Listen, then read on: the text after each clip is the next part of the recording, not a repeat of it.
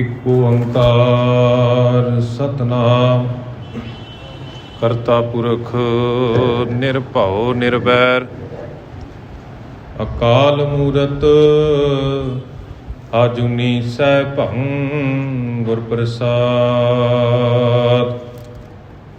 ਸ਼੍ਰੀ ਨਾਨਕ ਪਦ ਪੰਕਜ ਬੰਦਨ ਪਦ ਪੰਕਜ ਬੰਦਨਾ ਸਿਮਰੋ ਅੰਗਦ ਦੋਖ ਨਿਕੰਦਨਾ।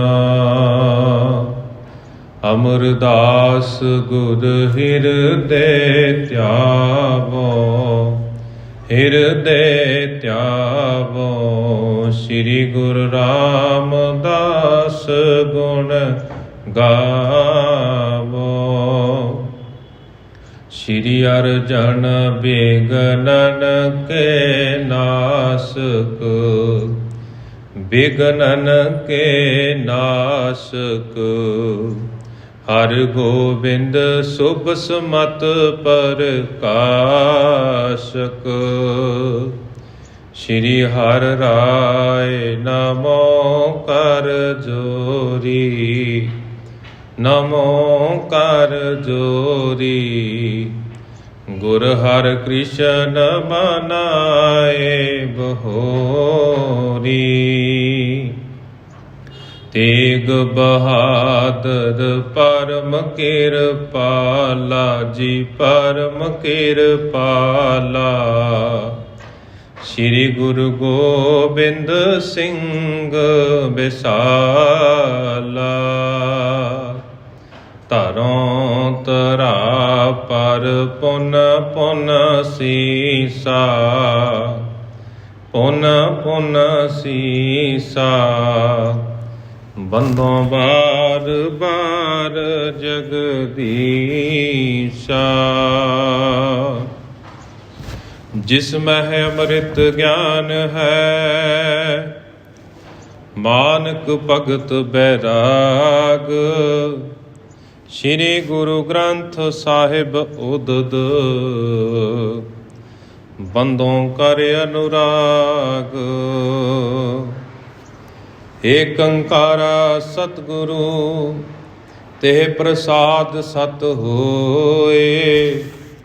ਵਾਹਿਗੁਰੂ ਜੀ ਕੀ ਫਤਿਹ। ਬਿਘਨ ਬਿਨਾਸਨ ਸੋਏ। ਵਾਹਿਗੁਰੂ ਜੀ ਕੀ ਫਤਿਹ।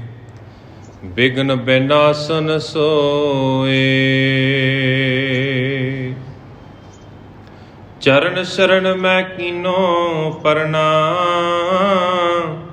ਹਰਿ ਹਉ ਮੋਹਿ ਜਗ ਜਨਮ ਜੋ ਮਰਨਾ। ਜੁਗੋ ਜੁਗ ਅਟਲ। ਸਾਹਿਬ ਸ੍ਰੀ ਗੁਰੂ ਗ੍ਰੰਥ ਸਾਹਿਬ ਜੀ ਮਹਾਰਾਜ ਜੀ ਦੀ ਪਾਵਨ ਪਵਿੱਤਰ ਹਜ਼ੂਰੀ ਅੰਦਰ ਹਾਜ਼ਰੀਆਂ ਭਰੇ ਅਤ ਸਤਿਕਾਰਯੋਗ ਸਤਸੰਗੀ ਜਨੋ। ਸਾਹਿਬਾਂ ਨੂੰ ਸੀਸ ਝੁਕਾਉਂਦੇ ਆ ਫਤਿਹ ਪ੍ਰਵਾਨ ਕਰੋ। ਆਖੋ ਜੀ ਵਾਹਿਗੁਰੂ ਜੀ ਕਾ ਖਾਲਸਾ ਵਾਹਿਗੁਰੂ ਜੀ ਕੀ ਫਤਿਹ। ਰੋਜ਼ਾਨਾ ਦੇ ਨੇਮ ਮੁਤਾਬਕ ਸਤਿਗੁਰਾਂ ਜੀ ਦੇ ਤਰਸ ਦੇ ਸਦਕਾ ਸਤਿਗੁਰਾਂ ਜੀ ਦੀ ਬਖਸ਼ਿਸ਼ ਦੇ ਸਦਕਾ ਸਾਨੂੰ ਇਸ ਭਾਗ ਸਮਾਂ ਪ੍ਰਾਪਤ ਹੋਇਆ ਹੈ ਜਿੱਥੇ ਆਪ ਜੀ ਰੋਜ਼ਾਨਾ ਹੀ ਗੁਰੂ ਪਿਆਰਿਆਂ ਪਾਸੋਂ ਸਤਿਗੁਰਾਂ ਜੀ ਦੀ ਅੰਮ੍ਰਿਤਮਈ ਬਾਣੀ ਦਾ ਕੀਰਤਨ ਸਰਵਣ ਕਰਦੇ ਹੋ। ਉਸ ਤੋਂ ਬਾਅਦ ਆਪ ਜੀ ਗੁਰੂ ਇਤਿਹਾਸ ਤੋਂ ਜਾਣੂ ਹੋਣ ਦਾ ਵੀ ਯਤਨ ਕਰਦੇ ਹੋ। ਪਿਛਲੇ ਕੁਝ ਦਿਨਾਂ ਤੋਂ ਅਸੀਂ ਸ੍ਰੀ ਗੁਰੂ ਨਾਨਕ ਪ੍ਰਕਾਸ਼ ਦੇ ਪੂਰਵ ਰਾਧ ਅਧਿਆਏ 8ਵੇਂ ਦਾ ਪ੍ਰਸੰਗ ਸਰਵਣ ਕਰਦੇ ਆ ਰਹੇ ਹਾਂ, ਜਿਸ ਦੇ ਵਿੱਚ ਪਾਤਸ਼ਾਹ ਜੀ ਨੂੰ ਮੌਲਵੀ ਦੇ ਕੋਲ ਪੜ੍ਹਨ ਦੇ ਲਈ ਭੇਜਿਆ ਜਾਂਦਾ ਤੇ ਮੌਲਵੀ ਦੇ ਨਾਲ ਪਾਤਸ਼ਾਹ ਜੀ ਦੀ ਵਿਚਾਰ ਚਰਚਾ ਹੈ ਉਹ ਚੱਲਦੀ ਹੈ। ਕੱਲ ਦੇ ਦੀਵਾਨਾਂ ਤੱਕ ਅਸੀਂ ਇੱਥੋਂ ਤੱਕ ਪ੍ਰਸੰਗ ਸਰਵਣ ਕਰਦੇ ਆ ਚੁੱਕੇ ਹਾਂ ਕਿ ਜਦੋਂ ਮੌਲਵੀ ਪਾਤਸ਼ਾਹ ਜੀ ਨੂੰ ਆਖਦਾ ਹੈ ਕਿ ਤੁਸੀਂ ਅੱਲਾ ਦਾ ਰੂਪ ਹੋ, ਮੈਂ ਤੁਹਾਨੂੰ ਪਰਮੇਸ਼ਰ ਕਰਕੇ ਜਾਣਿਆ ਹੈ, ਤਾਂ ਪਾਤਸ਼ਾਹ ਜੀ ਆਪਣੇ ਆਪ ਨੂੰ ਨੀਵਾਂ ਦਿਖਾਉਂਦਿਆਂ ਹੋਇਆਂ ਉਸ ਮੌਲਵੀ ਨੂੰ ਸਮਝਾਉਣਾ ਕਰਦੇ ਨੇ ਕਿ ਮੇਰੇ ਵਰਗਾ ਔਗੁਣਾਂ ਦਾ ਭਰਿਆ ਹੋਇਆ ਇਸ ਸੰਸਾਰ ਦੇ ਉੱਤੇ ਕੋਈ ਵੀ ਨਹੀਂ। ਜਿਹੜੇ ਪਰਮਾਤਮਾ ਦੀ ਬੰਦਗੀ ਕਰਦੇ ਨੇ, ਜਿਹੜੇ ਪਰਮਾਤਮਾ ਦਾ ਸਿਮਰਨ ਕਰਦੇ ਨੇ, ਪਾਤਸ਼ਾਹ ਜੀ ਸਮਝਾਉਣਾ ਕਰਦੇ ਨੇ ਕਿ ਮੈਂ ਉਹਨਾਂ ਦੇ ਚਰਨਾਂ ਦੀ ਧੂੜ ਹਾਂ ਮੇਰੇ ਵਿੱਚ ਇੱਕ ਵੀ ਗੁਣ ਨਹੀਂ ਤੇ ਮੈਂ ਤਾਂ ਔਗਣਾਂ ਦਾ ਭਰਿਆ ਹੋਇਆ ਹਾਂ, ਮੇਰੇ ਵਿੱਚ ਬੇਅੰਤ ਔਗਣ ਨੇ।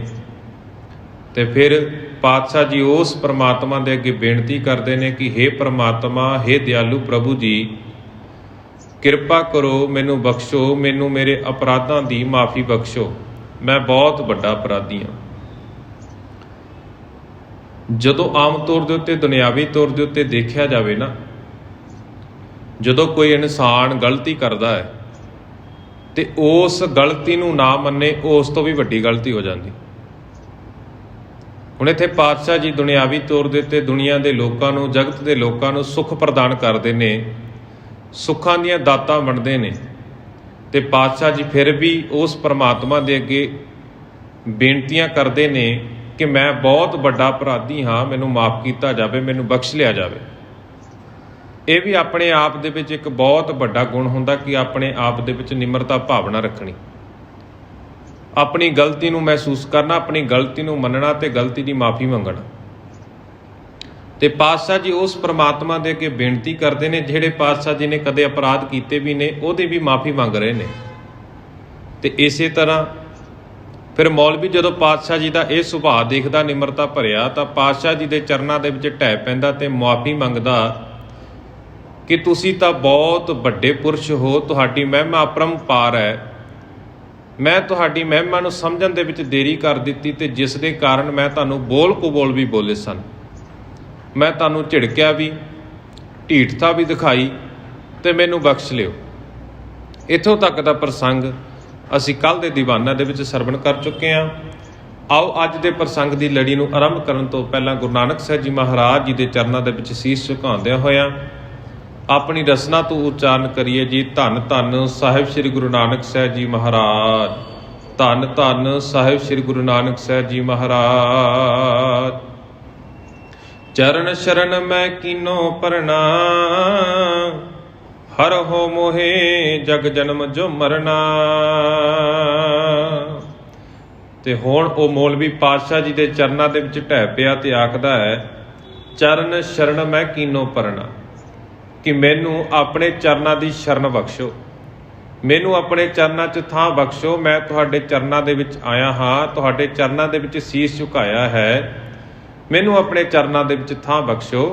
ਹਰ ਹੋ ਮੋਹਿ ਜਗ ਜਨਮ ਜੋ ਮਰਨਾ, ਕਿ ਮੇਰੇ ਇਸ ਜੱਗ ਦੇ ਵਿੱਚ ਜਿਹੜਾ ਜਨਮ ਮਰਨ ਦੇ ਚੱਕਰ ਨੇ ਨਾ, ਮਨੁੱਖ ਜਨਮਾਂ ਮਰਨਾਂ ਦੇ ਗੇੜ ਦੇ ਵਿੱਚ ਪਿਆ ਰਹਿੰਦਾ, ਜਨਮ ਮਰਨ ਦੇ ਚੱਕਰਾਂ ਦੇ ਵਿੱਚ ਪਿਆ ਰਹਿੰਦਾ। ਇਸੇ ਤਰ੍ਹਾਂ ਆਪਣਾ ਜਨਮ ਜਿਹੜਾ ਹੈ ਵਿਅਰਥ ਗਵਾ ਲੈਂਦਾ ਹੈ ਨਾ। ਤੇ ਮੈਂ ਤੁਹਾਡੀ ਸ਼ਰਨ ਦੇ ਵਿੱਚ ਆਇਆ ਹਾਂ, ਤੁਹਾਡੇ ਚਰਨਾਂ ਦੇ ਵਿੱਚ ਢਹਿ ਪਿਆ, ਮੈਨੂੰ ਚਰਨਾਂ ਦੇ ਵਿੱਚ ਥੋੜ੍ਹੀ ਜਿਹੀ ਥਾਂ ਦਿਓ। ਇਸ ਦੇ ਨਾਲ ਮੇਰਾ ਜਿਹੜਾ ਇਸ ਸੰਸਾਰ ਦੇ ਉੱਤੇ ਜਨਮ ਮਰਨ ਦਾ ਜਿਹੜਾ ਚੱਕਰ ਹੈ ਨਾ, ਉਹ ਮਿਟ ਜਾਵੇਗਾ। ਜਨਮ ਮਰਨ ਦੇ ਚੱਕਰਾਂ ਤੋਂ ਮੈਂ ਜਿਹੜਾ ਮੁਕਤੀ ਪ੍ਰਾਪਤ ਕਰ ਲਵਾਂਗਾ। ਬਿਰਧਨ ਤੇ ਤੁਮ ਬਿਰਧ ਵਡੇਰੇ, ਕਰ ਉਪਦੇਸ਼ ਕਟਹੁ ਦੁੱਖ ਮੇਰੇ।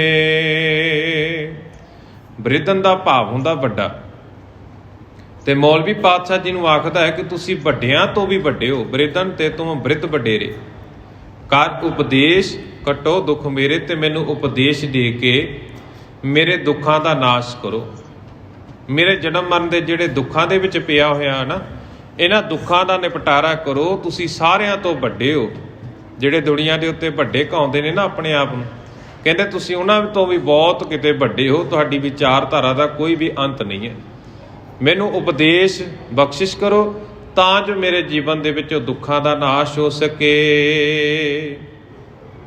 ਦੀਨ ਬੰਦ ਦੁਖ ਦਲਨ, ਦਇਆ ਨਿਤ ਬਚਨ ਦੀਨ, ਸੁਨੇ ਜਬ ਅਸ ਬਿਦ। ਦੀਨ ਬੰਦ, ਦੀਨਾਂ ਦੇ ਬੰਦ, ਦੀਨਾਂ ਦੇ ਸੁਆਮੀ, ਦੁੱਖ ਦਲਨ ਭਾਵ ਦੁੱਖਾਂ ਦਾ ਨਾਸ਼ ਕਰਨ ਵਾਲੇ, ਦਇਆ ਨਿਧ ਭਾਵ ਦਇਆ ਦੇ ਭੰਡਾਰ। ਦੀਨਾਂ ਦੇ ਸੁਆਮੀ, ਦੁੱਖਾਂ ਦਾ ਨਾਸ਼ ਕਰਨ ਵਾਲੇ, ਦਇਆ ਦੇ ਭੰਡਾਰ ਨੇ। ਬਚਨ ਅਧੀਨ, ਸੁਣੇ ਜਬ ਇਸ ਬਿਦ। ਮੌਲਵੀ ਜੀ ਦੇ ਕੋਲੋਂ ਜਦੋਂ ਇਸ ਤਰ੍ਹਾਂ ਬਚਨ ਸਰਵਣ ਕੀਤੇ, ਮੌਲਵੀ ਜੀ ਦੀ ਇਸ ਤਰ੍ਹਾਂ ਦੀ ਭਾਵਨਾ ਜਿਹੜੀ ਸੀ, ਭਾਵਨਾ ਭਰੇ ਬਚਨ ਸਨ ਮੌਲਵੀ ਨੇ ਆਖੇ। ਜਦੋਂ ਉਹ ਸਾਰੇ ਦੇ ਸਾਰੇ ਬਚਨ ਸੁਣੇ ਤਾਂ ਸੁੱਖਾਂ ਦੇ ਦਾਤੇ ਨੇ ਅੱਗੋਂ ਬਖਸ਼ਿਸ਼ਾਂ ਕੀਤੀਆਂ ਨੇ। ਦਇਆ ਦ੍ਰਿਸ਼ਟ ਦੇਖੀ ਸੁਖਦਾਨੀ, ਮ੍ਰਿਦਲ ਮਧੁਲ ਬੋਲੇ ਮੁਖ ਬਾਣੀ। ਤੇ ਪਾਤਸ਼ਾਹ ਜੀ ਮੌਲਵੀ ਦੇ ਬਚਨ ਜਦੋਂ ਸੁਣਦੇ ਨੇ ਤੇ ਮੌਲਵੀ ਦੇ ਉੱਤੇ ਦਇਆ ਧਾਰਦੇ ਨੇ, ਮੌਲਵੀ ਦੇ ਉੱਤੇ ਦਇਆ ਦੀ ਨਜ਼ਰ ਕਰਦੇ ਨੇ। ਪਾਤਸ਼ਾਹ ਜੀ ਨੇ ਦਇਆ ਦੀ ਨਜ਼ਰ ਦੇ ਨਾਲ, ਤਰਸ ਭਰੀ ਨਜ਼ਰ ਦੇ ਨਾਲ ਮੌਲਵੀ ਵੱਲ ਦੇਖਿਆ।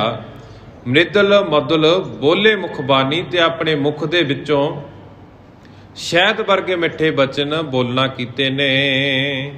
ਚੌਪਈ ਮਨ ਕੰਚਨ ਜਗ ਸਿਕਤਾ ਮਾਹੀ, ਬੀਨ ਬੀਨ ਇਕਟੇ ਕਰ ਤਾਹੀ। ਤੇ ਹੁਣ ਪਾਤਸ਼ਾਹ ਜੀ ਉਸ ਨੂੰ ਸਮਝਾਉਣਾ ਕਰਦੇ ਨੇ ਕਿ ਜਿਸ ਤਰ੍ਹਾਂ ਇੱਕ ਸੁਨਿਆਰ ਸੋਨੇ ਨੂੰ ਚੁਗਦਾ ਹੈ, ਸੋਨੇ ਦੀ ਪਰਖ ਕਰਕੇ ਸੋਨੇ ਨੂੰ ਇਕੱਠਾ ਕਰਦਾ ਹੈ ਨਾ, ਤੇ ਫਿਰ ਉਸ ਨੂੰ ਪਿਘਲਾਉਣ ਦੀ ਖਾਤਰ ਭੱਠੀ ਦੇ ਵਿੱਚ ਸੁੱਟ ਦਿੰਦਾ। ਤੇ ਪਾਤਸ਼ਾਹ ਜੀ ਸਮਝਾਉਣਾ ਕਰਦੇ ਨੇ ਕਿ ਮਨ ਕੰਚਨ ਜਗ ਸਿਕਤਾ ਮਾਹੀ। ਕਹਿੰਦੇ ਜਿਹੜਾ ਤੇਰਾ ਮਨ ਹੈ ਨਾ, ਇੱਕ ਸੋਨੇ ਦੀ ਨਿਆਈ ਹੈ, ਤੇ ਇਹ ਜਿਹੜਾ ਜਗਤ ਹੈ, ਤੇ ਇਹ ਜਗਤ ਇਸ ਤਰ੍ਹਾਂ ਵੀ ਜਿਵੇਂ ਰੇਤਾ ਖਿਲ ਰਿਹਾ ਹੋਵੇ। ਤੇ ਰੇਤ ਦੇ ਵਿੱਚੋਂ ਕਹਿੰਦੇ ਤੂੰ ਆਪਣੇ ਮਨ ਨੂੰ ਸੋਨਾ ਰੂਪੀ ਕਰਕੇ ਰੇਤ ਦੇ ਵਿੱਚ ਸੋਨੇ ਦਾ ਕਿਣਕਾ ਕਿਣਕਾ ਚੁਗਣਾ ਹੈ। ਸੋਨੇ ਦੀ ਪਹਿਚਾਣ ਕਰਕੇ, ਸੋਨੇ ਦੀ ਪਰਖ ਕਰਕੇ, ਜਿਸ ਤਰ੍ਹਾਂ ਜਵਾਰੀ ਪਰਖ ਕਰਦੇ ਨੇ ਨਾ ਗਹਿਣਿਆਂ ਦੀ, ਇਸੇ ਤਰ੍ਹਾਂ ਇਸ ਰੇਤੇ ਦੇ ਵਿੱਚੋਂ ਪਰਖ ਕਰਕੇ, ਦੁਨੀਆ ਦੇ ਵਿੱਚੋਂ ਪਰਖ ਕਰਕੇ ਜੋ ਚੰਗਾ ਹੈ ਨਾ, ਜੋ ਪਰਮਾਤਮਾ ਦੇ ਗੁਣ ਨੇ, ਉਹਨਾਂ ਗੁਣਾਂ ਨੂੰ ਆਪਣੇ ਮਨ ਦੇ ਅੰਦਰ ਧਾਰਨ ਕਰਨਾ, ਤਾਂ ਤੇਰਾ ਇਹ ਮਨ ਜਿਹੜਾ ਹੈ ਸ਼ੁੱਧ ਸੋਨਾ ਬਣ ਸਕਦਾ ਹੈ। ਬੀਨ ਬੀਨ ਇਕੱਠੇ ਕਰਤਾ ਹੀ, ਤੇ ਚੁਣ ਚੁਣ ਕੇ ਇਕੱਠਾ ਕਰੋ। ਕਹਿੰਦੇ ਤਪ ਰੂਪੀ ਅੱਗ, ਤੇ ਜਿਸ ਤਰ੍ਹਾਂ ਉਹ ਭੱਠੀ ਦੇ ਵਿੱਚ ਨਾ ਫਿਰ ਸੋਨੇ ਨੂੰ ਇਕੱਠਾ ਕਰਕੇ ਪਿਘਲਾਇਆ ਜਾਂਦਾ, ਉਸ ਨੂੰ ਗਹਿਣਿਆਂ ਦਾ ਆਕਾਰ ਦਿੱਤਾ ਜਾਂਦਾ। ਫਿਰ ਤਪ ਅਗਨੀ ਮੈਂ ਭਗਤ ਕੁਠਾਲੀ, ਵਿਸ਼ੇ ਮੈਲ ਹਤ ਲਿਹੋ ਤੇ ਗਾਲੀ। ਕਹਿੰਦੇ ਜਿਸ ਤਰ੍ਹਾਂ ਫਿਰ ਉਹ ਇਕੱਠੇ ਕੀਤੇ ਸੋਨੇ ਨੂੰ, ਜਿਹੜਾ ਸੋਨਾ ਪਰਖਿਆ ਹੁੰਦਾ ਜਵਾਰੀ ਨੇ, ਉਸ ਪਰਖੇ ਨੂੰ ਕੁਠਾਲੀ ਦੇ ਵਿੱਚ ਫਿਰ ਜਦੋਂ ਪਿਘਲਾਇਆ ਜਾਂਦਾ ਹੈ ਨਾ, ਵਿਸ਼ਿਆ ਮੈਲ ਹਿਤ ਲਿਹ ਤੇ ਗਾਲੀ। ਤੇ ਫਿਰ ਉਹ ਜਿਹੜਾ ਸੋਨਾ ਹੈ ਨਾ, ਜਿਹੜਾ ਉਸ ਦੇ ਵਿੱਚ ਵੀ ਫਿਰ ਕਿਤੇ ਮਾੜੀ ਮੋਟੀ ਮੈਲ ਰਹਿ ਜਾਂਦੀ, ਜਿਹੜੀ ਕਿਤੇ ਖੋਟ ਰਹਿ ਜਾਂਦੀ, ਉਹ ਸੋਨੇ ਦੇ ਨਾਲੋਂ ਉਸ ਭੱਠੀ ਦੇ ਵਿੱਚ ਪੈ ਕੇ ਵੱਖ ਹੋ ਜਾਂਦੀ ਹੈ। ਇਸੇ ਤਰ੍ਹਾਂ ਪਾਤਸ਼ਾਹ ਜੀ ਉਸ ਮੌਲਵੀ ਨੂੰ ਸਮਝਾਉਣਾ ਕਰਦੇ ਨੇ ਕਿ ਆਪਣੇ ਮਨ ਦੇ ਵਿੱਚ ਜਿਸ ਤਰ੍ਹਾਂ ਤੂੰ ਸੋਨਾ ਰੂਪੀ ਗੁਣਾਂ ਨੂੰ ਇਕੱਠਾ ਕਰਨਾ ਹੈ ਨਾ, ਇਹਨਾਂ ਗੁਣਾਂ ਨੂੰ ਫਿਰ ਭਗਤੀ ਦੀ ਅੱਗ ਦੇ ਵਿੱਚ ਸਾੜ ਦੇ। ਜਿਹੜੀ ਤਾਂ ਸੋਨਾ ਇਕੱਠਾ ਕਰ ਰਿਹਾ, ਇਸ ਨੂੰ ਭਗਤੀ ਦੀ ਅੱਗ ਦਾ ਸੇਕ ਦੇ, ਤਾਂ ਜੋ ਜੇ ਕਿਤੇ ਤੇਰੇ ਮਨ ਦੇ ਵਿੱਚ ਫਿਰ ਵੀ ਮਾੜੀ ਮੋਟੀ ਮੈਲ ਰਹਿ ਗਈ ਨਾ, ਉਹ ਭਗਤੀ ਦੇ ਨਾਲ, ਪਰਮਾਤਮਾ ਦੇ ਸਿਮਰਨ ਦੇ ਨਾਲ, ਪਰਮਾਤਮਾ ਦੀ ਬੰਦਗੀ ਦੇ ਨਾਲ ਉਹ ਮੈਲ ਲੈ ਜਾਵੇਗੀ। ਇਸ ਤਰ੍ਹਾਂ ਤੇਰਾ ਮਨ ਵੀ ਜਿਹੜਾ ਹੈ ਸ਼ੁੱਧ ਸੋਨੇ ਦਾ ਰੂਪ ਬਣ ਜਾਵੇਗਾ। ਤੇਰਾ ਮਨ ਵੀ ਜਿਹੜਾ ਮੈਲ ਤੋਂ ਰਹਿਤ ਹੋ ਜਾਵੇਗਾ। ਅਲੰਕਾਰ ਕਰ ਸਰਲ ਅਤੀਰਾ, ਤੇ ਮੈਂ ਜਟੋ ਨਾਮ ਹਰ ਹੀਰਾ। ਤੇ ਕਹਿੰਦੇ ਇਸੇ ਤਰ੍ਹਾਂ ਧੀਰਜ ਰਹਿਤ ਗਹਿਣਾ ਘੜ, ਆਪਣੇ ਮਨ ਨੂੰ ਚੰਗੀ ਤਰ੍ਹਾਂ ਘੜ। ਕਿਸ ਤਰ੍ਹਾਂ? ਤਾਂ ਜੋ ਤੇਰੇ ਮਨ ਦੇ ਵਿੱਚ ਧੀਰਜ ਆ ਸਕੇ, ਤੇਰੇ ਮਨ ਦੇ ਵਿੱਚ ਟਿਕਾ ਆ ਸਕੇ। ਫਿਰ ਉਸ ਵਿੱਚ ਕਹਿੰਦੇ ਹੀਰਾ ਭਾਵ ਪਰਮਾਤਮਾ ਦਾ ਨਾਮ ਰੂਪੀ ਹੀਰਾ ਜੜ ਉਸ ਦੇ ਵਿੱਚ। ਜੇਕਰ ਸੋਨੇ ਦੇ ਵਿੱਚ ਕਿਤੇ ਹੀਰੇ ਦਾ ਨਗ ਜੜਿਆ ਹੋਵੇ ਨਾ, ਉਹ ਸੋਨੇ ਦੀ ਸੁੰਦਰਤਾ ਹੋਰ ਵਧਾ ਦਿੰਦਾ, ਤੇ ਉਸ ਹੀਰੇ ਦੀ ਸੁੰਦਰਤਾ ਵੀ ਵੱਧਦੀ ਹੈ, ਤੇ ਦੋਨਾਂ ਦੇ ਮਿਲਾਪ ਦੇ ਨਾਲ ਉਹਨਾਂ ਦਾ ਮੁੱਲ ਵੀ ਵੱਧ ਜਾਂਦਾ। ਇਸੇ ਤਰ੍ਹਾਂ ਪਾਤਸ਼ਾਹ ਜੀ ਕਹਿੰਦੇ ਵੀ ਹੁਣ ਤੂੰ ਮਨ ਨੂੰ ਸ਼ੁੱਧ ਕਰ ਲਿਆ ਨਾ, ਇਸ ਦੇ ਵਿੱਚ ਇੱਕ ਹੀਰਾ ਕੀਮਤੀ ਨਗ ਜੜ ਦੇ। ਕਿਹੜਾ? ਪਰਮਾਤਮਾ ਦੇ ਨਾਮ ਦਾ। ਉਰ ਪਹਿਰਾਵੋ ਪਰਮ ਪਵਿੱਤਰਾ, ਸ਼ੋਭਾ ਲੋਕਨ ਉਬੈ ਬਚਿਤਰਾ। ਕਹਿੰਦੇ ਫਿਰ ਜਦੋਂ ਇਹ ਪਰਮ ਪਵਿੱਤਰ ਗਹਿਣਾ ਜਦੋਂ ਘੜਿਆ ਗਿਆ ਨਾ, ਜਦੋਂ ਤੂੰ ਆਪਣੇ ਜੀਵਨ ਦੇ ਅੰਦਰ ਧਾਰਨ ਕਰ ਲਿਆ, ਚੰਗੇ ਗੁਣਾਂ ਨੂੰ ਧਾਰਨ ਕਰ ਲਿਆ, ਤੇਰੇ ਜੀਵਨ ਦੇ ਵਿੱਚ ਧੀਰਜ ਆ ਗਿਆ, ਟਿਕਾ ਆ ਗਿਆ, ਸਬਰ ਸੰਤੋਖ ਆ ਗਿਆ। ਜਦੋਂ ਇਹੋ ਜਿਹਾ ਘੜਿਆ ਹੋਇਆ ਗਹਿਣਾ, ਗੁਣਾ ਰੂਪੀ ਗਹਿਣਾ ਤੂੰ ਆਪਣੇ ਸਰੀਰ ਦੇ ਉੱਤੇ ਧਾਰਨ ਕਰੇਗਾ ਨਾ, ਤਾਂ ਇਸ ਦੇ ਨਾਲ ਕੀ ਹੋਵੇਗਾ? ਸ਼ੋਭਾ ਲੋਕਨ ਉਬੈ ਬਚਿਤਰਾ। ਕਹਿੰਦੇ ਵੀ ਦੋਹਾਂ ਲੋਕਾਂ ਦੇ ਵਿੱਚ, ਲੋਕ ਪਰਲੋਕ ਦੇ ਵਿੱਚ ਤੇਰੀ ਜਿਹੜੀ ਸ਼ੋਭਾ ਹੈ ਨਾ, ਉਹ ਹੁੰਦੀ ਰਹੇਗੀ। ਇਤਿਹਾਸ ਦੇ ਸੁਨਹਿਰੀ ਪੰਨਿਆਂ ਵੱਲ ਜੇਕਰ ਝਾਤ ਮਾਰੀਏ ਨਾ, ਜਿਨ੍ਹਾਂ ਨੇ ਗੁਣਾ ਰੂਪੀ ਗਹਿਣੇ ਫਿਰ ਪਹਿਨੇ ਸਨ, ਉਹ ਉਹਨਾਂ ਦੇ ਸਰੀਰ ਨੂੰ ਤਾਂ ਖਤਮ ਕਰ ਦਿੱਤਾ ਲੋਕਾਂ ਨੇ। ਸਰਕਾਰਾਂ ਨੇ ਅਨੇਕਾਂ ਤਸ਼ੱਦਦ ਦਿੱਤੇ ਉਹਨਾਂ ਨੂੰ, ਉਹਨਾਂ ਨੇ ਸਰੀਰ ਦੇ ਉੱਤੇ ਤਸ਼ੱਦਦ ਵੀ ਚੱਲੇ, ਪਰ ਜਿਹੜੇ ਉਹਨਾਂ ਨੇ ਗਹਿਣਾ ਪਹਿਨਿਆ ਸੀ ਗੁਣਾ ਰੂਪੀ, ਉਹ ਗੁਣਾ ਰੂਪੀ ਗਹਿਣਾ ਹਮੇਸ਼ਾ ਦੇ ਲਈ ਅਮਰ ਹੋ ਗਿਆ। ਉਹ ਗੁਣ ਹਮੇਸ਼ਾ ਦੇ ਲਈ ਅਮਰ ਹੋ ਗਏ, ਉਹ ਗੁਣ ਖਤਮ ਹੋਣ ਦਾ ਨਾਂ ਨਹੀਂ ਲੈ ਰਹੇ। ਸਤਨਾਮ ਇੱਕ ਚਿਤ ਲੈ ਬਲਾਈ, ਜਪੋ ਦੇ ਅਭਿਮਾਨ ਗਵਾਈ। ਕਹਿੰਦੇ ਆਪਣੇ ਮਨ ਦੇ ਵਿੱਚ ਨਾ ਉਸ ਪਰਮਾਤਮਾ ਦੇ ਨਾਲ ਲਿਵ ਲਾਉਣੀ ਚਾਹੀਦੀ ਹੈ। ਮਨ ਦੇ ਵਿੱਚੋਂ ਹੰਕਾਰ ਨੂੰ ਛੱਡ ਕੇ, ਮਨ ਦੇ ਵਿੱਚੋਂ ਘੁਮੰਡ ਨੂੰ ਤਿਆਗ ਕੇ ਤੇ ਚਿੱਤ ਕੇਵਲ ਉਸ ਸੱਚੇ ਨਾਮ ਦੇ ਨਾਲ ਜੋੜਨਾ ਚਾਹੀਦਾ ਹੈ। ਜਪੋ ਦੇ ਅਭਿਮਾਨ ਗਵਾਈ। ਤੇ ਇਸ ਤਰ੍ਹਾਂ ਆਪਣੇ ਜੀਵਨ ਦੇ ਵਿੱਚੋਂ ਹੰਕਾਰ ਨੂੰ ਤਿਆਗ ਕੇ ਉਸ ਪਰਮਾਤਮਾ ਦੇ ਨਾਮ ਨੂੰ ਜਪਣਾ ਚਾਹੀਦਾ ਹੈ। ਸਤ ਸੰਗਤ ਕੀ ਸੇਵ ਭੱਗਾ, ਕਰੋ ਸੁਖਦ ਨਿਤ ਸੰਗ ਉਮੰਗਾ। ਕਹਿੰਦੇ ਫਿਰ ਜਦੋਂ ਜੀਵਨ ਦੇ ਵਿੱਚੋਂ ਘਮੰਡ ਵੀ ਤਿਆਗ ਦਿੱਤਾ, ਜੀਵਨ ਦੇ ਵਿੱਚੋਂ ਹੰਕਾਰ ਤਿਆਗ ਦਿੱਤਾ, ਚੰਗੇ ਗੁਣਾਂ ਨੂੰ ਧਾਰਨ ਕਰ ਲਿਆ, ਮਨ ਦੇ ਵਿੱਚ ਧੀਰਜ ਆ ਗਿਆ, ਟਿਕਾ ਆ ਗਿਆ, ਤਾਂ ਫਿਰ ਪਾਤਸ਼ਾਹ ਜੀ ਉਸ ਮੌਲਵੀ ਨੂੰ ਸਮਝਾਉਣਾ ਕਰਦੇ ਨੇ ਕਿ ਇੱਕ ਰਸ ਸਤ ਸੰਗਤ ਦੀ ਸੇਵਾ ਕਰ। ਟਿੱਕੇ ਟਿਕਾ ਦੇ ਨਾਲ ਮਨ ਦੇ ਵਿੱਚ ਅਡੋਲਤਾ ਜਿਹੜੀ ਹੈ ਉਹ ਕਾਇਮ ਕਰਕੇ ਫਿਰ ਸੰਗਤ ਦੇ ਵਿੱਚ ਵਿਚਰ ਕੇ ਸੇਵਾ ਕਰੋ। ਤੇ ਕਹਿੰਦੇ ਫਿਰ ਇਸ ਤਰ੍ਹਾਂ ਕਰੋ ਸੁਖਦ ਨਿਤ ਸੰਗ ਉਮੰਗਾ, ਤੇ ਸਦਾ ਮਨ ਦੇ ਉਤਸ਼ਾਹ ਨਾਲ ਜਿਹੜਾ ਹੈ ਸੁਖੀ ਰਹੋਗੇ। ਜਦੋਂ ਸੰਗਤ ਦੀ ਸੇਵਾ ਕਰੋਗੇ ਨਾ, ਚੰਗੇ ਗੁਣਾਂ ਨੂੰ ਜੀਵਨ ਦੇ ਅੰਦਰ ਧਾਰਨ ਕਰੋਗੇ, ਨਿਮਰਤਾ ਭਾਵਨਾ ਜੀਵਨ ਦੇ ਵਿੱਚ ਆਵੇਗੀ। ਪਾਤਸ਼ਾਹ ਜੀ ਕਹਿੰਦੇ ਵੀ ਇਸ ਤਰ੍ਹਾਂ ਤੁਹਾਡਾ ਮਨ ਜਿਹੜਾ ਹੈ ਸੁੱਖਾਂ ਭਰਿਆ ਹੋ ਜਾਵੇਗਾ, ਮਨ ਦੇ ਵਿੱਚ ਸੁੱਖਾਂ ਦਾ ਖਜ਼ਾਨਾ ਆ ਜਾਵੇਗਾ। ਮਨ ਦੇ ਵਿੱਚ ਜਿਹੜਾ ਹੈ ਤੁਸੀਂ ਸੁਖੀ ਮਹਿਸੂਸ ਕਰੋਗੇ, ਖੁਸ਼ੀ ਜ਼ਾਹਰ ਕਰੋਗੇ ਆਪਣੇ ਮਨ ਦੀ। ਬਚਨਾ ਜੁਦ ਕੇ ਸੰਗ ਮੌਲਾਨਾ, ਕਾਇਲ ਪਹਤਨ ਸੁਧ ਵਿਸਰਾਨਾ। ਕਵੀ ਜੀ ਕਹਿੰਦੇ ਵੀ ਜਿਸ ਤਰ੍ਹਾਂ ਕਿਸੇ ਸਿਪਾਹੀ ਦੇ ਵੱਲੋਂ ਕੋਈ ਬਾਣ ਚਲਾਇਆ ਜਾਵੇ ਨਾ, ਤੀਰ ਛੱਡਿਆ ਜਾਂਦਾ ਤੇ ਉਹ ਵੈਰੀ ਦੀ ਹਿੱਕ ਚੀਰ ਕੇ ਉਸ ਨੂੰ ਮਾਰ ਦਿੰਦਾ। ਤੇ ਕਹਿੰਦੇ ਜਦੋਂ ਪਾਤਸ਼ਾਹ ਜੀ ਨੇ ਇਹੋ ਜਿਹੇ ਬਚਨ ਆਖੇ ਨਾ, ਉਹ ਮੌਲਵੀ ਦੀ ਹਿੱਕ ਚੀਰ ਗਏ। ਮੌਲਵੀ ਦੇ ਉੱਤੇ ਉਹਨਾਂ ਬਚਨਾਂ ਦਾ ਇਹੋ ਜਿਹਾ ਅਸਰ ਹੋਇਆ ਕਿ ਮੌਲਵੀ ਵੀ ਉਸ ਤੀਰ ਦੇ ਨਾਲ, ਸ਼ਬਦ ਰੂਪੀ ਜਿਹੜਾ ਤੀਰ ਸੀ ਨਾ ਪਾਤਸ਼ਾਹ ਜੀ ਦਾ, ਉਸ ਦੇ ਨਾਲ ਵਿੰਨਿਆ ਗਿਆ ਤੇ ਹੁਣ ਸ਼ਬਦ ਦੇ ਰਾਹੀਂ ਜ਼ਖਮੀ ਹੋ ਗਿਆ ਤੇ ਉਹ ਪਾਤਸ਼ਾਹ ਜੀ ਦੇ ਚਰਨਾਂ ਦੇ ਵਿੱਚ ਢਹਿ ਪਿਆ ਹੈ। ਅਤ ਤੀਖਣ ਸੋ ਪਿਤ ਗਇਓ ਮਰਮੂ, ਸਿਦੇ ਅੰਗ ਹੋ ਮੈਂ ਸੰਗ ਭਰਮੂ। ਕਹਿੰਦੇ ਹੁਣ ਉਸ ਦਾ ਹਿਰਦਾ ਵੀ ਵਿੰਨਿਆ ਗਿਆ ਮੌਲਵੀ ਦਾ, ਤੇ ਜੀਵਨ ਦੇ ਵਿੱਚੋਂ ਹਉਮੈ ਜਿਹੜੀ ਸੀਗੀ ਨਾ, ਹਉਮੈ ਦਾ ਤਿਆਗ ਹੋ ਗਿਆ। ਤੇ ਉਸ ਤਰ੍ਹਾਂ ਉਸ ਦੇ ਅੰਗ ਜਿਹੜੇ ਸੀ ਉਸ ਪਰਮਾਤਮਾ ਜੀ ਦੇ ਜਿਹੜੇ ਪਰਥਾਏ ਹੋਏ ਧੰਨ ਗੁਰੂ ਨਾਨਕ ਸਾਹਿਬ ਜੀ ਮਹਾਰਾਜ ਜੀ ਨੇ ਨਾ, ਉਹਨਾਂ ਦੇ ਵੱਲੋਂ ਬਚਨ ਸਰਵਣ ਕਰਕੇ ਮੌਲਵੀ ਹੁਣ ਉਹਨਾਂ ਦੀ ਸ਼ਰਨ ਦੇ ਵਿੱਚ ਪੈ ਗਿਆ ਤੇ ਪਾਤਸ਼ਾਹ ਜੀ ਦੀ ਸ਼ਰਨ ਦੇ ਵਿੱਚ ਥਾਂ ਮੰਗ ਰਿਹਾ ਵੀ ਮੈਨੂੰ ਚਰਨਾਂ ਦੇ ਵਿੱਚ ਥੋੜਾ ਜਿਹਾ ਆਸਰਾ ਦੇ ਦੇਵੋ। ਜਗਤ ਅਸਾਰ ਜਾਣ ਦੁਖ ਖਾਨੀ, ਸ਼੍ਰੀ ਗੁਰੂ ਕੀ ਮਹਿਮਾ ਪਹਿਚਾਨੀ। ਮੌਲਵੀ ਨੇ ਹੁਣ ਇਹ ਸਮਝ ਲਿਆ ਵੀ ਇਹ ਜਿਹੜੀ ਦੁਨੀਆ ਹੈ ਨਾ, ਇਹ ਦੁਨੀਆ ਸਾਰੀ ਹੀ ਦੁੱਖਾਂ ਦੀ ਖਾਣ ਹੈ। ਜਿਸ ਕਿਸੇ ਵੱਲ ਵੀ ਝਾਤ ਮਾਰਾਂਗੇ ਸਾਰਾ ਹੀ ਦੁੱਖਾਂ ਦੇ ਨਾਲ ਭਰੇ ਮਿਲਣਗੇ। ਤੇ ਹੁਣ ਕਹਿੰਦੇ ਸ਼੍ਰੀ ਗੁਰੂ ਕੀ ਮਹਿਮਾ ਪਹਿਚਾਨੀ, ਤੇ ਇਸ ਦੁਨੀਆ ਦੇ ਵਿੱਚ ਦੁੱਖਾਂ ਦੀ ਖਾਣ ਦੇ ਵਿੱਚ ਤੇ ਉਸ ਮੌਲਵੀ ਨੇ ਪਾਤਸ਼ਾਹ ਜੀ ਦੀ ਮਹਿਮਾ ਨੂੰ ਜਾਣ ਲਿਆ।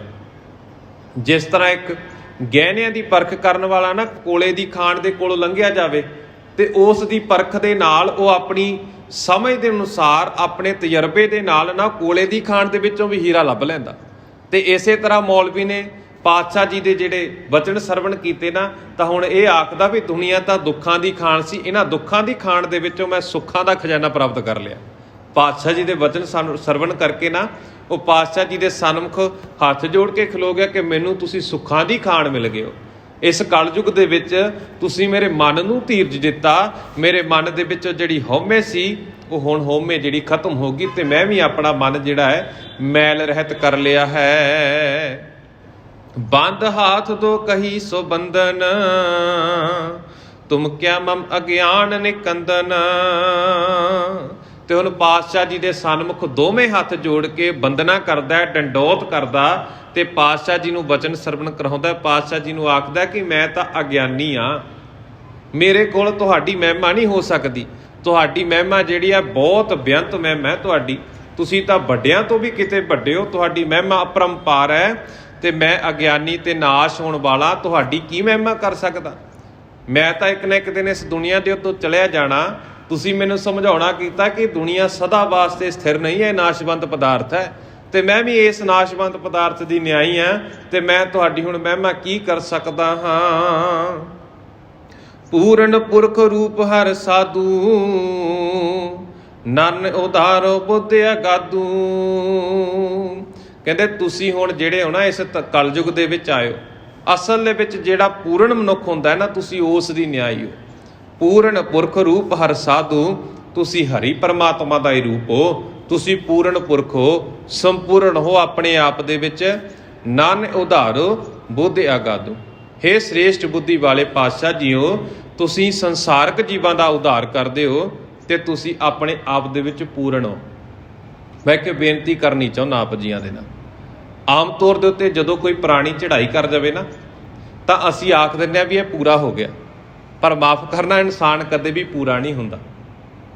ਨਾ ਉਹ ਚੱਲਦੇ ਸਮੇਂ ਦੇ ਵਿੱਚ, ਨਾ ਹੀ ਉਹ ਬੀਤ ਜਾਣ ਤੋਂ ਬਾਅਦ ਕਦੇ ਵੀ ਪੂਰਾ ਹੁੰਦਾ।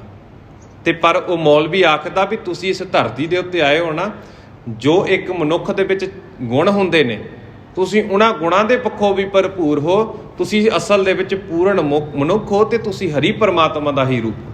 ਤੇ ਮੌਲਵੀ ਪਾਤਸ਼ਾਹ ਜੀ ਨੂੰ ਬਚਨ ਸਰਵਣ ਕਰਾਉਂਦਾ ਹੈ। ਕਮਲ ਬਦਨ ਜਿਉ ਤੁਮ ਉਰ ਆਵੇ, ਤਸ ਬਿਦ ਕਰੋ ਨ ਕੋ ਉਲਟਾਵੇ। ਕਹਿੰਦੇ ਜਿਸ ਤਰ੍ਹਾਂ ਤੁਹਾਡੇ ਦਿਲ ਵਿੱਚ ਆਉਂਦੀ ਹੈ ਨਾ, ਜੋ ਤੁਹਾਨੂੰ ਚੰਗਾ ਲੱਗਦਾ ਤੁਸੀਂ ਉਸੇ ਤਰ੍ਹਾਂ ਕਰਦੇ ਹੋ, ਭਾਵੇਂ ਉਸ ਦੇ ਨਾਲ ਕਿਸੇ ਦੇ ਮਨ ਨੂੰ ਠੇਸ ਨਾ ਪਹੁੰਚੇ। ਕਿਉਂਕਿ ਹੁਣ ਮੌਲਵੀ ਕਿਸੇ ਟਾਈਮ ਤਾਂ ਹੰਕਾਰ ਦੇ ਵਿੱਚ ਸੀ ਨਾ, ਮਨ ਦੇ ਵਿੱਚ ਆਇਆ ਹੋਵੇਗਾ ਕਿ ਇਹ ਬੱਚਾ ਮੈਨੂੰ ਕੀ ਆਖ ਰਿਹਾ। ਹੁਣ ਗੋਪਾਲ ਪਾਂਧੇ ਨੂੰ ਜਦੋਂ ਆਖਿਆ ਸੀ ਵੀ ਭਾਈ ਤੂੰ ਵੀ ਕੁਝ ਪੜ੍ਹਨਾ ਜਾਣਦਾ ਹੈ, ਵੀ ਸਾਨੂੰ ਹੀ ਪੜ੍ਹਾ ਰਿਹਾ ਕਿਤੇ, ਤੇ ਫਿਰ ਉਹ ਮੌਲਵੀ, ਉਹ ਗੋਪਾਲ ਪਾਂਧਾ ਵੀ ਪਾਤਸ਼ਾਹ ਜੀ ਨੂੰ ਆਖਦਾ ਸੀ ਵੀ ਇਹ ਪਾਤਸ਼ਾਹ, ਮੈਂ ਤਾਂ 3.5 ਦਾ ਪਹਾੜਾ ਵੀ ਜਾਣਦਾ, 4.5 ਦਾ ਪਹਾੜਾ ਵੀ ਜਾਂਦਾ, ਪਟਵਾਰੀ ਦਾ ਸਾਰਾ ਕੰਮ ਆਉਂਦਾ, ਤੂੰ ਕਿਹੜਾ ਸਵਾਲ ਕਰ ਰਿਹਾ ਮੈਨੂੰ? ਤੂੰ ਅੱਜ ਪਹਿਲੇ ਦਿਨ ਕਲਾਸ ਦੇ ਵਿੱਚ ਆਇਆ, ਇੱਕ ਦਿਨ ਕਲਾਸ ਲਗਾ ਕੇ ਤੂੰ ਮੈਨੂੰ ਸਵਾਲ ਕਰਨ ਲੱਗ ਪਿਆ। ਤੇ ਜਦੋਂ ਫਿਰ ਪਾਤਸ਼ਾਹ ਜੀ ਦੇ ਬਚਨ ਸਰਵਣ ਕੀਤੇ ਨਾ, ਫਿਰ ਉਸ ਦੀਆਂ ਅੱਖਾਂ ਤੋਂ ਪਰਦਾ ਉੱਠਿਆ। ਫਿਰ ਉਹ ਵੀ ਪਰਮਾਤਮਾ ਦੇ ਰੂਪੀ ਇਸ ਗੁਰੂ ਨਾਨਕ ਨੂੰ ਆਪਣਾ ਪਰਮੇਸ਼ਰ ਕਰਕੇ ਜਾਣਿਆ, ਆਪਣਾ ਗੁਰੂ ਕਰਕੇ ਜਾਣਿਆ ਉਸਨੇ ਵੀ। ਇਸੇ ਤਰ੍ਹਾਂ ਮੌਲਵੀ ਵੀ ਹੁਣ ਪਾਤਸ਼ਾਹ ਜੀ ਨੂੰ ਆਖਦਾ ਹੈ ਵੀ ਤੁਹਾਡੇ ਦਿਲ ਦੇ ਵਿੱਚ ਜੋ ਵੀ ਹੈ ਨਾ, ਤੁਸੀਂ ਉਹ ਸਾਰਾ ਸੁਣਾ ਦਿੰਦੇ ਹੋ, ਤੁਸੀਂ ਚੁੱਪ ਨਹੀਂ ਕਰਦੇ। ਜੋ ਤੁਹਾਨੂੰ ਚੰਗਾ ਲੱਗਦਾ ਇਸ ਦੁਨੀਆ ਦੇ, ਚਾਹੇ ਉਲਟ ਵੀ ਹੈ, ਉਹ ਦੁਨੀਆ ਤੁਹਾਡੀ ਗੱਲ ਨੂੰ ਜਦੋਂ ਸਮਝਦੀ ਹੈ ਨਾ, ਦੁਨੀਆ ਤੁਹਾਡੀ ਅਧੀਨਤਾ ਸਵੀਕਾਰ ਕਰ ਲੈਂਦੀ, ਦੁਨੀਆ ਦੇ ਲੋਕ ਤੁਹਾਡੀ ਸ਼ਰਨ ਦੇ ਵਿੱਚ ਆ ਜਾਂਦੇ ਨੇ। ਤੇ ਇਸੇ ਤਰ੍ਹਾਂ ਪਾਤਸ਼ਾਹ ਜੀ ਨੂੰ ਉਹ ਆਖਦਾ ਹੈ, ਮੈਂ ਅਬ ਸੁਣਿਓ ਜੋ ਤੁਮੇ ਉਪਦੇਸ਼ੂ, ਜਪੋ ਨਾਮ ਤਜ ਜਗਤ ਕਲੇਸ਼ੂ। ਕਹਿੰਦੇ ਵੀ ਮੈਂ ਹੁਣ ਤੁਹਾਡੇ ਕੋਲੋਂ ਜਿਹੜਾ ਵੀ ਉਪਦੇਸ਼ ਤੁਸੀਂ ਕੀਤਾ ਹੈ ਨਾ, ਉਹ ਮੈਂ ਚੰਗੀ ਤਰ੍ਹਾਂ ਸੁਣ ਲਿਆ। ਤੁਸੀਂ ਆਖਦੇ ਹੋ ਨਾ ਇਹ ਸਾਰਾ ਕੁਝ ਝੂਠਾ ਹੈ, ਦੁਨੀਆ ਦੀ ਪ੍ਰੀਤ ਜਿਹੜੀ ਝੂਠੀ ਹੈ, ਕੇਵਲ ਤੇ ਕੇਵਲ ਪਰਮਾਤਮਾ ਦਾ ਨਾਮ ਜਿਹੜਾ ਉਹੀ ਸੱਚਾ ਹੈ। ਹੁਣ ਮੈਂ ਤੁਹਾਡੀ ਇਸ ਉਪਦੇਸ਼ ਨੂੰ, ਇਹਨਾਂ ਬਚਨਾਂ ਨੂੰ ਸੁਣਿਆ ਹੈ ਤੇ ਸੁਣ ਕੇ ਮੈਂ ਮੰਨ ਲਿਆ। ਅੱਜ ਤੋਂ ਬਾਅਦ ਮੈਂ ਇਹ ਸਾਰੇ ਦੁਨੀਆ ਦੇ ਜਿਹੜੇ ਸਾਰੇ ਕਲੇਸ਼ ਨੇ ਨਾ, ਇਹ ਛੱਡ ਕੇ ਕੇਵਲ ਤੇ ਕੇਵਲ ਪ੍ਰਭੂ ਦਾ ਨਾਮ ਜਪਾਂਗਾ, ਪ੍ਰਭੂ ਦੇ ਨਾਮ ਦੀ ਹੀ ਆਰਾਧਨਾ ਕਰਾਂਗਾ। ਅਸ ਕਹਿ ਗਮਨਿਓ ਧਾਮ ਮੁਲਾਨਾ, ਨਹਿ ਕੇ ਸੋਤੇ ਬਚਨ ਬਖਾਨਾ। ਤੇ ਇਸ ਤਰ੍ਹਾਂ ਜਦੋਂ ਮੌਲਵੀ ਨੇ ਪਾਤਸ਼ਾਹ ਜੀ ਦੇ ਕੋਲੋਂ ਬਚਨ ਸਰਵਣ ਕੀਤੇ ਤੇ ਪਾਤਸ਼ਾਹ ਜੀ ਦੇ ਨਾਲ ਇਹ ਦਾਅਵਾ ਕਰਕੇ ਗਿਆ ਵੀ ਮੈਂ ਅੱਜ ਤੋਂ ਦੁਨਿਆਵੀ ਤੌਰ ਦੇ ਉੱਤੇ ਜਿਹੜੇ ਨਾ ਝੂਠੇ ਕਰਮਕਾਂਡ ਕਰ ਰਿਹਾ ਆ, ਦੁਨਿਆਵੀ ਤੌਰ ਦੇ ਉੱਤੇ ਜੋ ਕੁਝ ਮੈਂ ਗਲਤ ਕਰ ਰਿਹਾ, ਉਹ ਸਾਰਾ ਕੁਝ ਛੱਡਿਆ ਤੇ ਮੈਂ ਕੇਵਲ ਤੇ ਕੇਵਲ ਪਰਮਾਤਮਾ ਦੀ ਬੰਦਗੀ ਕਰਾਂਗਾ। ਇਹ ਸਾਰਾ ਕੁਝ ਬਚਨ ਸਰਵਣ ਕਰਕੇ, ਬਚਨ ਵਿਲਾਸ ਕਰਕੇ ਮੌਲਵੀ ਨੇ ਉੱਥੋਂ ਚਾਲੇ ਪਾ ਦਿੱਤੇ ਤੇ ਮੌਲਵੀ ਆਪਣੇ ਘਰ ਵਿਖੇ ਪਹੁੰਚ ਗਿਆ। ਚੌਪਈ ਪਰਮੇਸ਼ਰ ਜਿਸ ਪ੍ਰੀਤ ਸੋ ਜਾਗੀ, ਵੇਖਣ ਤਿਆਗ ਏਕ ਲਿਵ ਲਾਗੀ। ਤੇ ਹੁਣ ਜਦੋਂ ਪਾਤਸ਼ਾਹ ਜੀ ਦੇ ਨਾਲ ਉਹ ਵਿਚਰਿਆ ਨਾ, ਪਾਤਸ਼ਾਹ ਜੀ ਨੇ ਜਿਹੜਾ ਤਿਲੰਗ ਰਾਗ ਦੇ ਵਿੱਚ ਸ਼ਬਦ ਉਚਾਰਨ ਕੀਤਾ, ਮੌਲਵੀ ਨੇ ਜਦੋਂ ਸਾਰਾ ਸ਼ਬਦ ਸੁਣਿਆ ਪਾਤਸ਼ਾਹ ਜੀ ਦੇ ਕੋਲੋਂ, ਤੇ ਫਿਰ ਮੌਲਵੀ ਦੇ ਮਨ ਦੇ ਵਿੱਚ ਵੀ ਪਰਮਾਤਮਾ ਦੇ ਪ੍ਰਤੀ, ਪਰਮੇਸ਼ਰ ਦੇ ਪ੍ਰਤੀ ਪ੍ਰੀਤ ਜਾਗ ਪਈ। ਉਸ ਦੇ ਮਨ ਦੇ ਵਿੱਚ ਵੀ ਤਾਂਘ ਵੱਧ ਗਈ ਤੇ ਹੁਣ ਉਹ ਵੇਖਣ ਤਿਆਗ ਏਕ ਲਿਵ ਲਾਗੀ। ਤੇ ਉਹਨੇ ਵਿਸ਼ੇ ਵਿਕਾਰਾਂ ਨੂੰ ਛੱਡ ਕੇ ਨਾ, ਕੇਵਲ ਤੇ ਕੇਵਲ ਉਸ ਦੀ ਜਿਹੜੀ ਲਿਵ ਸੀ ਉਹ ਪਰਮਾਤਮਾ ਦੇ ਨਾਲ ਜੁੜ ਗਈ ਆ। ਜੀਵਤ ਜਪਤ ਰਹਿਓ ਸੋ ਨਾਮੂ, ਅੰਤ ਕਾਲ ਗਮਨਿਓ ਹਰ ਧਾਮੂ। ਤੇ ਇਸੇ ਤਰ੍ਹਾਂ ਪ੍ਰਭੂ ਦਾ ਨਾਮ ਜਪਦਾ ਰਿਹਾ ਤੇ ਕਹਿੰਦੇ ਜਦੋਂ ਮਰਿਆ ਨਾ, ਮਰਨ ਤੋਂ ਬਾਅਦ ਉਹਦੀ ਮੁਕਤੀ ਹੋ ਗਈ। ਜਿਹੜਾ ਕਹਿੰਦਾ ਸੀ ਨਾ ਵੀ ਮੈਨੂੰ ਜਨਮ ਮਰਨ ਦੇ ਚੱਕਰਾਂ ਚੋਂ ਕੱਢ ਦਿਓ, ਪਰਮਾਤਮਾ ਦੀ ਬੰਦਗੀ ਕੀਤੀ, ਪਰਮਾਤਮਾ ਦਾ ਸਿਮਰਨ ਕੀਤਾ, ਵਿਸ਼ੇ ਵਿਕਾਰਾਂ ਨੂੰ ਤਿਆਗ ਦਿੱਤਾ ਤੇ ਇਸ ਦੇ ਨਾਲ ਉਸ ਦੀ ਜਿਹੜੀ ਸੀ ਮੁਕਤੀ ਹੋ ਗਈ। ਇੱਥੋਂ ਤੱਕ ਦਾ ਪ੍ਰਸੰਗ ਅਸੀਂ ਅੱਜ ਦੇ ਦੀਵਾਨਾਂ ਦੇ ਵਿੱਚ ਸਰਵਣ ਕੀਤਾ ਹੈ। ਅੱਜ ਦੇ ਇਸ ਦੀਵਾਨ ਦੇ ਵਿੱਚ ਅਧਿਆਇ 8ਵੇਂ ਦੀ ਜਿਹੜੀ ਸਮਾਪਤੀ ਹੋ ਗਈ ਹੈ।